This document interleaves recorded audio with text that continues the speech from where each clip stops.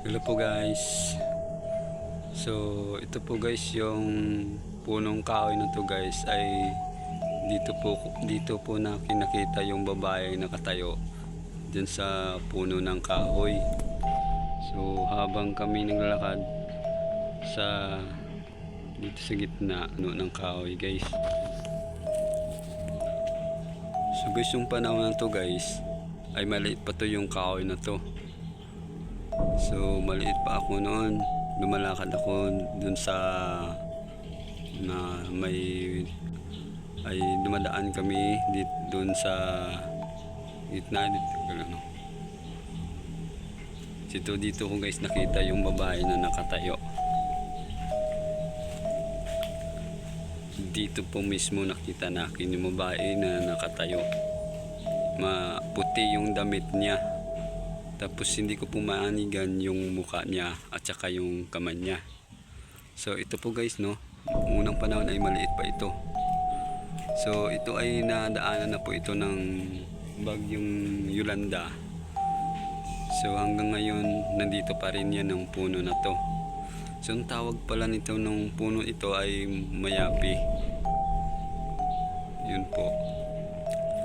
So dati po yung may bahay pa po diyan ay sabi po ng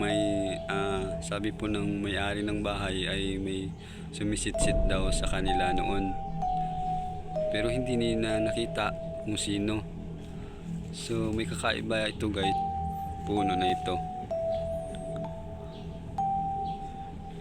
ay nakatira dito guys ay siguro meron kapre o kaya itong babae na nakaputi yung damit, yung tinatawag na white lady. So dyan ko po siya nakita sa punong kahoy na to. Noong dating panahon guys no, maliit pa kami, bata pa kami guys, ay umaakyat kami doon sa taas. Naglalaro kami at gumagawa kami ng bahay-bahay doon sa mga puno. So sa oras na yun na nakita ko yung babae na nakatayo dyan ay gabi na po yun, siguro mga alas 7 ng gabi. Hindi kaya guys, mga 6 siguro, 6 PM. So madilim-dilim na po yun.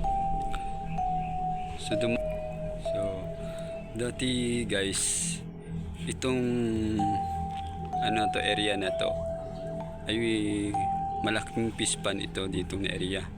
So ay nabutan ng bagyong Yolanda, ito ay nasira na, sinira na ng mga tubig, pinapasukan na nito ng tubig kapag lumalaki. So dito kami dumadaan nung panahon na yon, madilim na, mga 6 dito. Wala pa yun nandyan na po yung bahay na to. So dito dati yung bahay ng kapatid ko ay nabutan ng Yolanda. So ang natirang bahay ay yun ang natirang bahay.